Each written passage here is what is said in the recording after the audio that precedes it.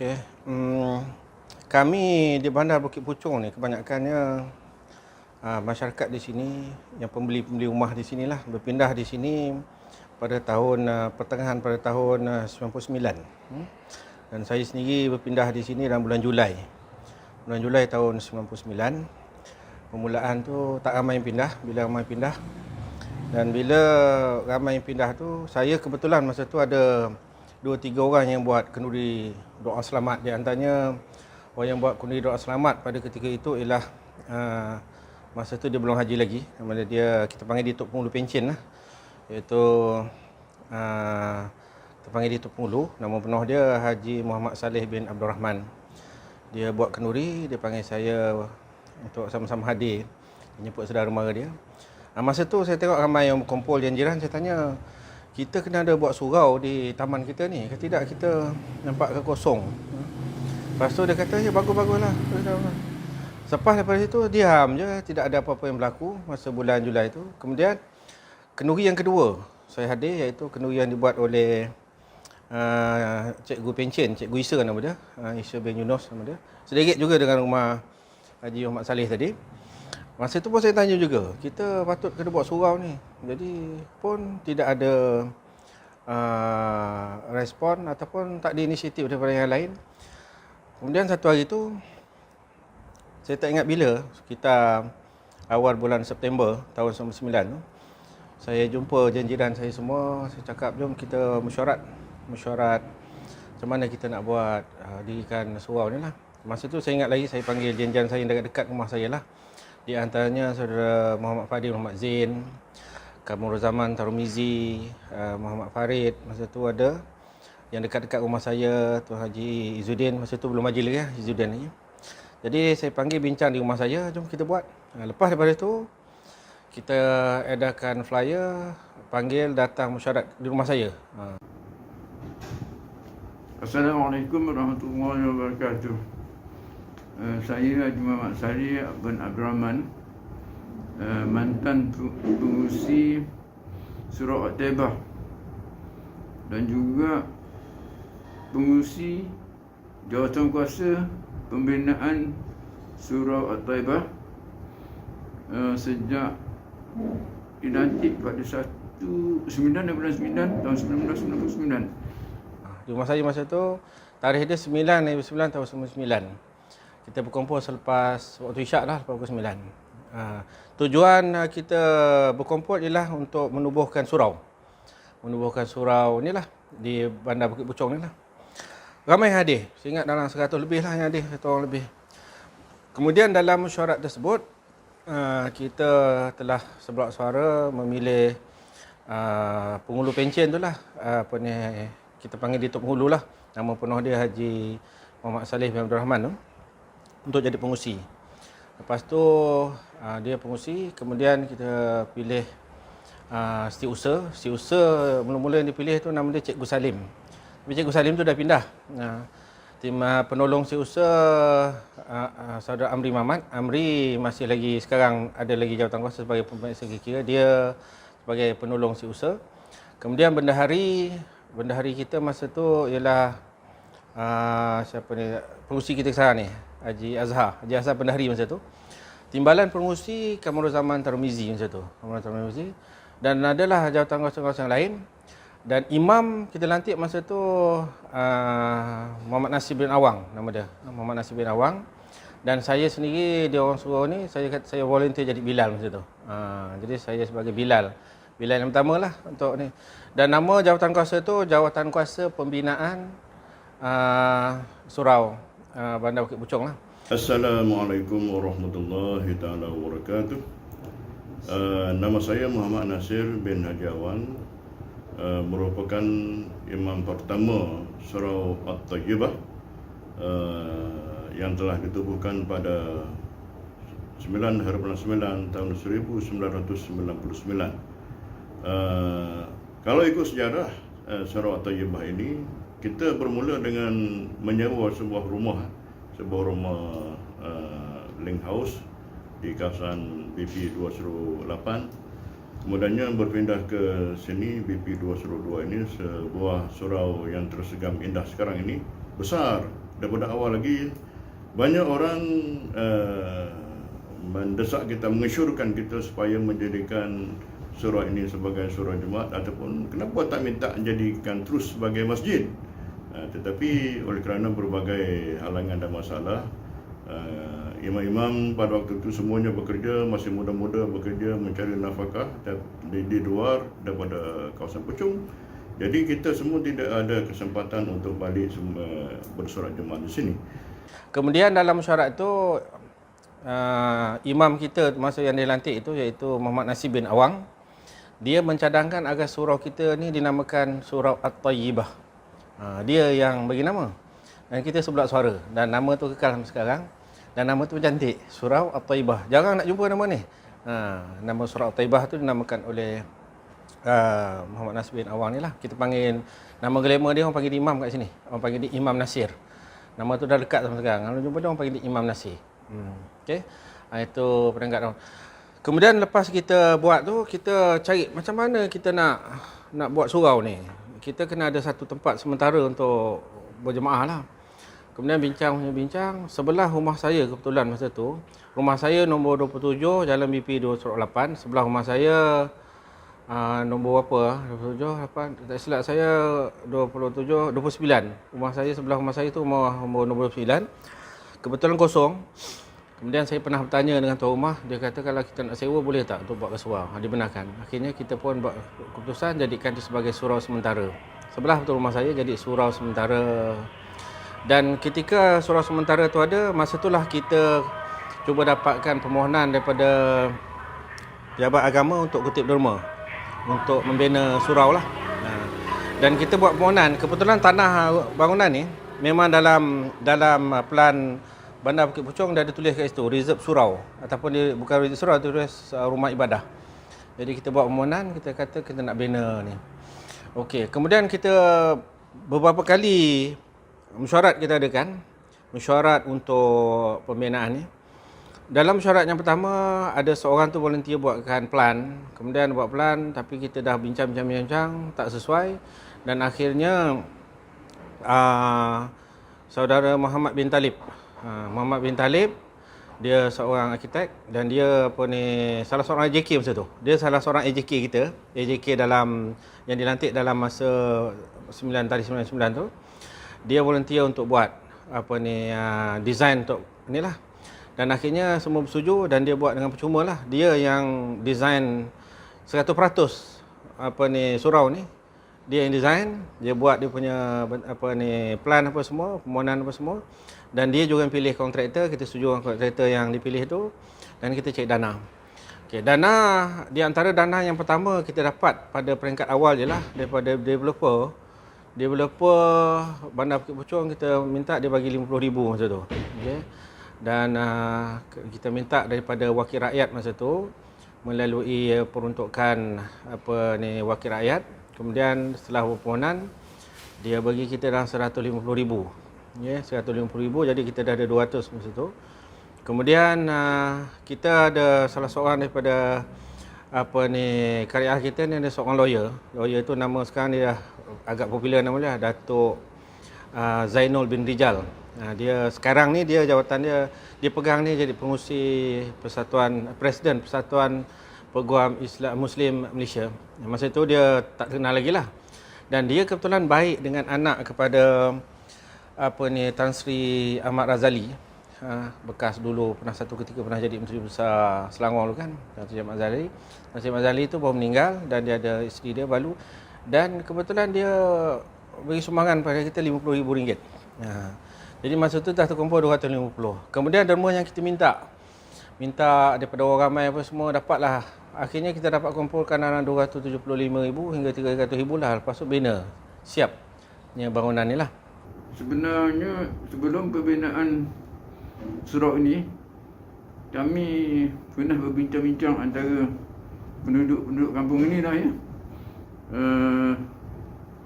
Saya masih ingat lagi masa itu di rumah Cik Wisah. Jadi bercerita-cerita di situ tapi apabila kita memikirkan belum ada tempat di mana nak dibina, kami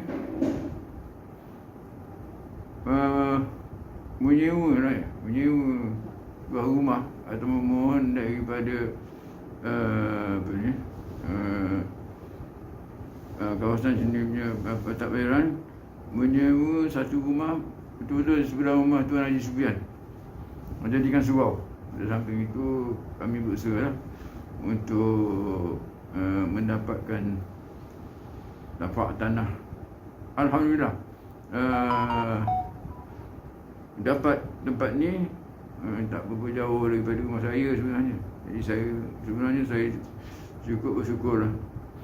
Dan pada masa itu saya masih ingat lagi,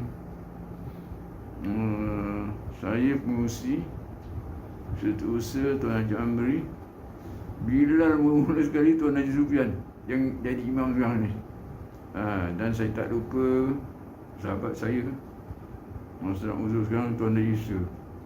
Tuan Haji Isa jadi timbalan pada masa itu. Dan jaranan dia orang kuasa yang memberikan kerjasama. Maka apabila pembinaan ini atau apabila saya duduk di sini, memang ada cita-cita saya, Allah, alangkah baiknya kalau ada sebuah surau berdekatan dekat rumah aku ni, supaya senang aku dapat beribadat. Bangunan surau ni daripada peringkat awal tu dan boleh didirikan dalam pembinaan tersebut. Kemudian kita dah siap semua, kubah tak ada masa tu. Dan kubah akhirnya Datuk Muhammad Ridwan, Datuk Seri Muhammad Ridwan sekalian lah. Dia salah seorang di karya kita sini sekarang. Dia sumbangkan untuk kubah tu. Jadi sekarang ni akhirnya surau ni siap dan kita buat gotong royong semua. Dan mula-mula kita buat perasmian untuk masuk surau ni pada tarikh 9/9 tahun 2001. Kebetulan tarikh 9/9 juga. 9/9 kita tubuhkan surau, 9/9 kita masuk surau ni. Dan ramai yang datang. Dan itulah yang menarik dia, pada ketika itu kita semua bersepakat bahawa kita surau kita jangan politikkan dia. Jadi surau ni dalam keadaan harmoni lah, kita tak limbah politik, semua orang berfikiran terbuka masa tu.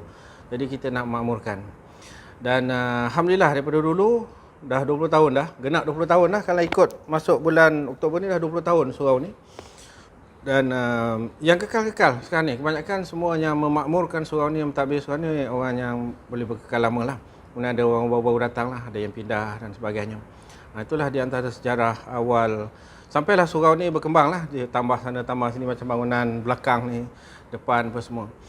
Kemudian pada dalam tahun 2010 tu kita buat satu lagi tambah pada surau ni, kita ada pusat rawatan Darul Shifa ni lah. Pusat rawatan Darul Shifa ni saya sendiri yang ketua pusat rawatan ni. Lepas tu lagi Mamat Iwan datang untuk datang berubat sini lah. Itu lebih kurang dah 10 tahun juga pusat rawatan Darul Shifa di Surau Taibah ni lah. Jadi dengan sebab itu hasrat dan cita-cita kita itu telah tertangguh sehinggalah kepada tarikh hari ini 1 bulan 10 tahun 2021 kita telah berjaya merealisasikan hasrat kita semua untuk menjadikan surau ini sebagai surau Jumaat. Pada hari ini terbukti dan menjadi realiti kepada masyarakat penduduk Bandar Bukit Puchong ini untuk menunaikan solat Jumaat pada hari ini.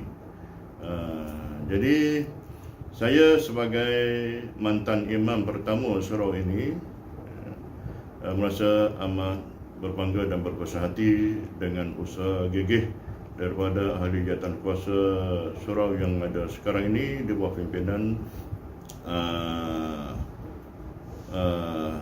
Tuan Haji Azhar bin Cik Ahmad bersama anggota jemaah semua. Jadi itulah perkembangan surau kita.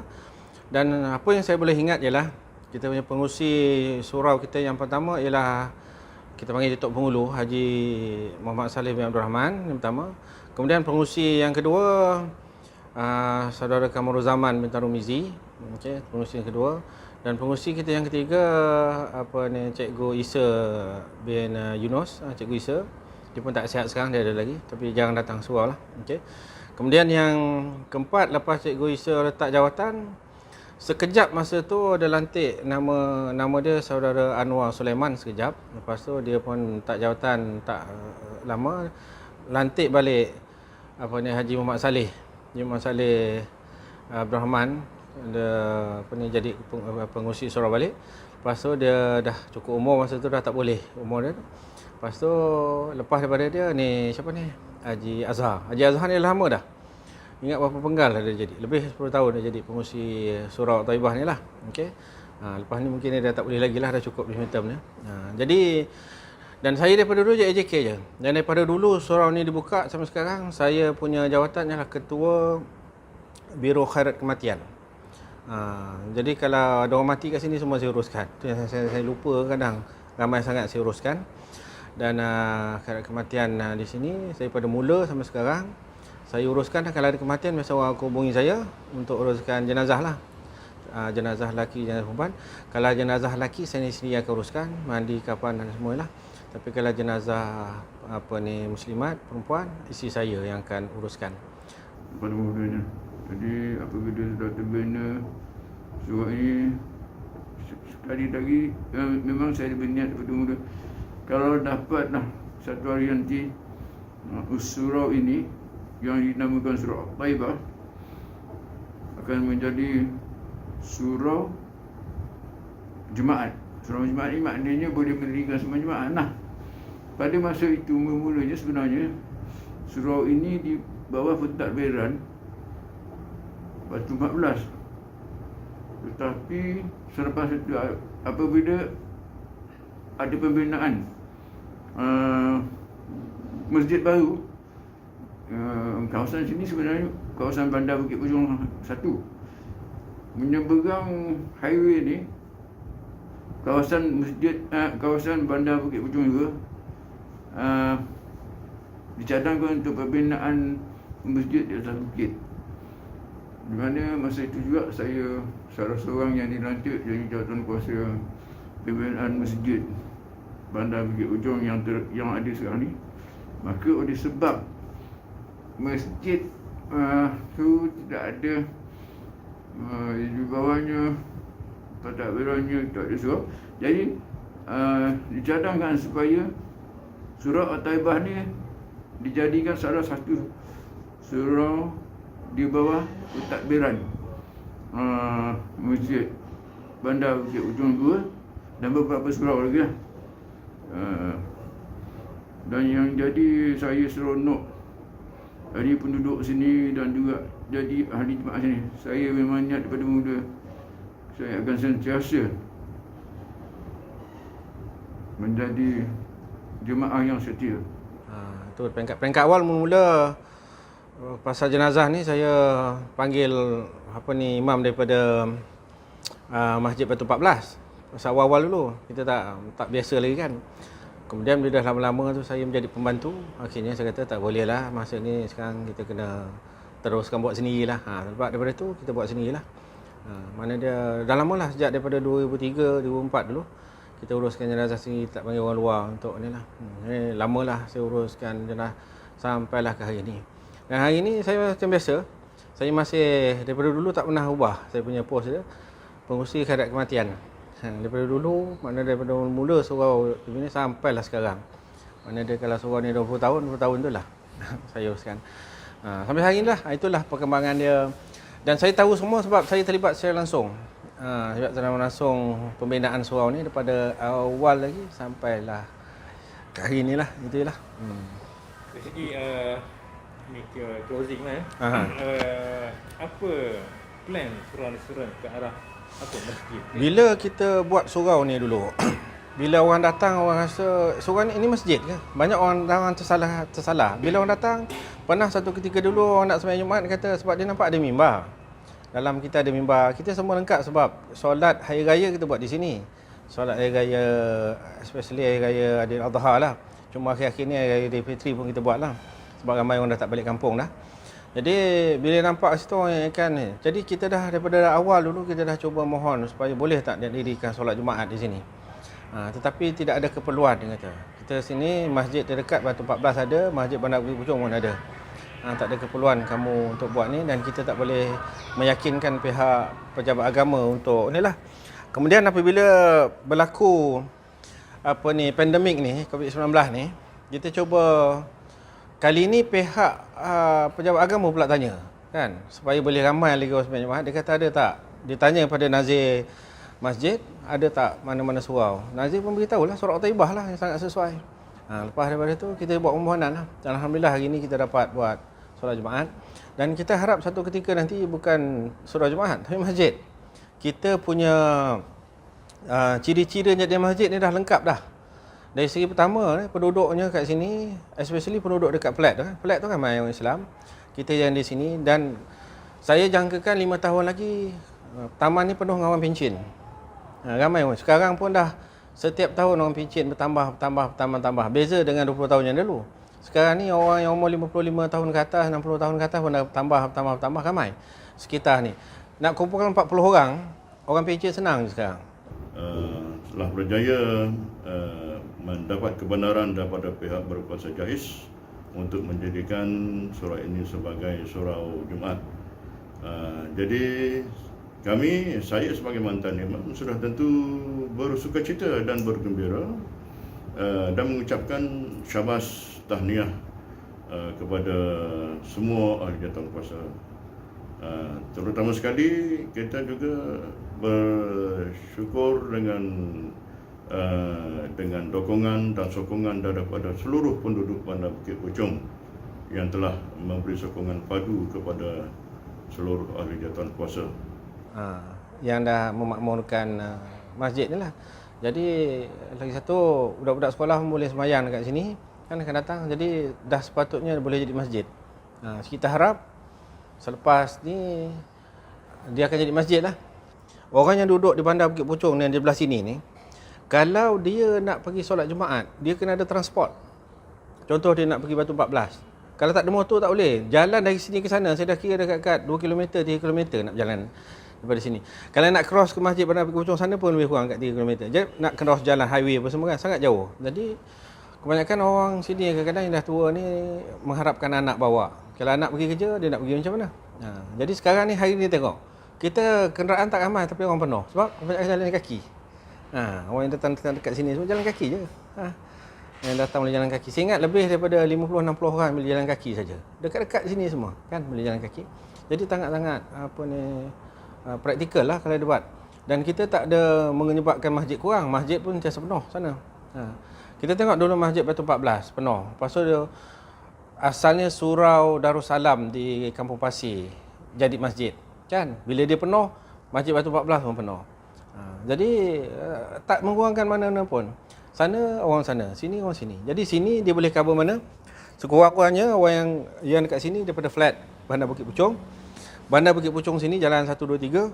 Lepas tu yang ada kondo depan tu kan, yang ada kondo apartmen depan tu pun boleh cover kan. Boleh datang sini. Orang daripada kampung, orang asli pun boleh datang sini dekat kan.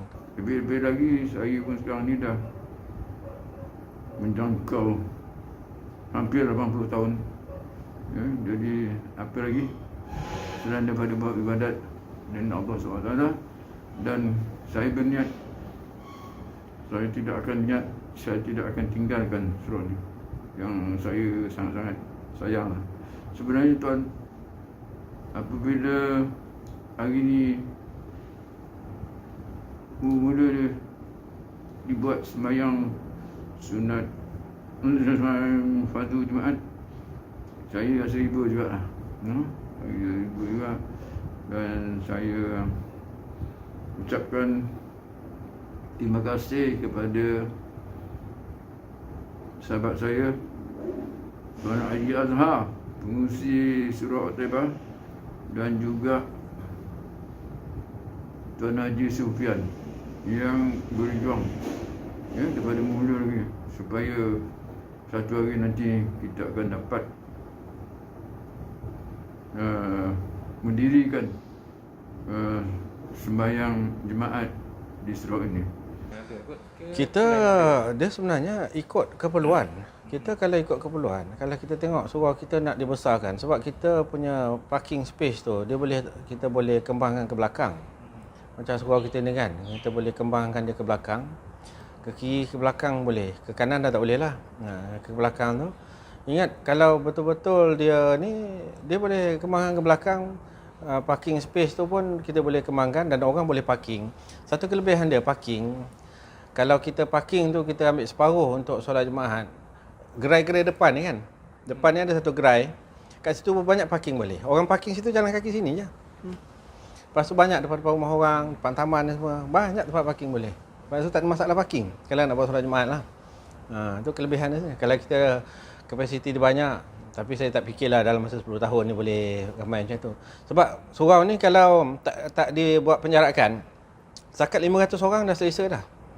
Campur dengan luar apa semualah. Itu dia punya. Saya masih ingat lagi, mana masuk Olimpik ni, bila nak pergi ke masjid atas, kita dah berumur. Sungguh dah kawan, tanya kawan ni, ada yang menolong. Alhamdulillah lah. Menolong bawa saya ke masjid. Tak apa. Dan lagi satu, apabila dah menjadi ada kejadian konflik ni, kita tak boleh suka hati ke masjid. Kena jemput baru boleh pergi. Sebab jumlah yang boleh hadir di masjid terhad.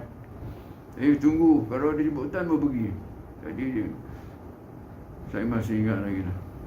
Tuan Haji Sufian beritahu saya WhatsApp, Tok tak apa Tok, Tok tak dapat pergi sembahyang masjid. Kita tak lama lagi dalam bulan Oktober ataupun tengah bulan Oktober lah, kita akan dirikan sembahyang Jumaat di surau kita. Dia satu benda yang jadi seronok ni ialah kita buat satu benda tu, kita minat dengan satu benda tu. Benda yang satu buat tu, kalau kita buat kita minat, dia tak penat walaupun benda tu susahnya tu. Tapi kalau kita buat tu, satu kita tak mahukan nama. Buat satu benda kerana Allah. Kalau kita buat kerana Allah, kita seronok dengan kita buat tu, peduli kalau orang nak kata apa pun, kita jalan macam biasa je. Orang tak hargai pun kita tak kisah. Betul tak? Tapi kalau kita buat kerana nak mendapatkan pengiktirafan orang nak hargai. Orang macam ni biasalah, aku dah buat tengok tak dihargai pun. Hilang lah tu. Tapi saya daripada dulu saya tak peduli. Kita buat macam biasa je. Tapi alhamdulillah tak disangka-sangka bukan lewat bulan 10. 1 hari bulan 10. Jadi sebenarnya bisa dengar tu menitik juga mata kan. Sebab memang cita-cita saya kan, dah terbiasa pergi surau, dah terbiasa pergi masjid sembahyang Jumaat. Bila time orang saya dengar khutbah setiap kali hari Jumaat, saya di rumah saya rasa hibur sangat dah. Tak dapat menunaikan. Tapi dah kehendak Allah, kita tak boleh lah. Sebab apa? Apabila terjadinya konflik ini, maka anak-anak pun memang tak kenalkan saya bersuara, hati-hati walaupun dah di vaccinated selama 2 kali. Tapi surau ini alhamdulillah, dulu ada pihak dipanggil jaringan Selangor ke apa nama, yang dia nak buat tower telekomunikasi tu kan. Dia nak pasang di sini pun ada dulu perbincangan lagi. Kita tanya dari segi aspek kesihatan apa semula lah, kita dapat pasang tower satu tu. Tower tu dapat dalam 2,000 lebih sebulan. Tu pun dah dapat bantu cover kita punya maintenance tiap-tiap bulan lah. Bil api apa semua. Banyak benda lah, banyak sangat membantu. Tapi sekarang kalau ada solat Jumaat lagi bagus. Kita dapat tabung Jumaat lagi kan. Untuk boleh kita tambah lagi. Tapi orang di sini tak ada masalah. Kebiasaannya kalau kita ada cakap kita kekurangan dana nak buat apa-apa, dia orang akan bagi dengan mudah je. Itu tak ada masalah. Tak ada duit kita beritahu je. Jangan simpan duit. Kita di solat Thaibah ni, sebelum ni kalau kita dapat duit sumbangan orang tu, kita habiskan sebelum Ramadan. Dalam bulan Ramadan kita minta balik. Penuh balik. Lepas tu kita habiskan lagi. Kita tak suka simpan. Kita buatlah duit tu untuk manfaat benda yang datang mendatangkan pahala lah.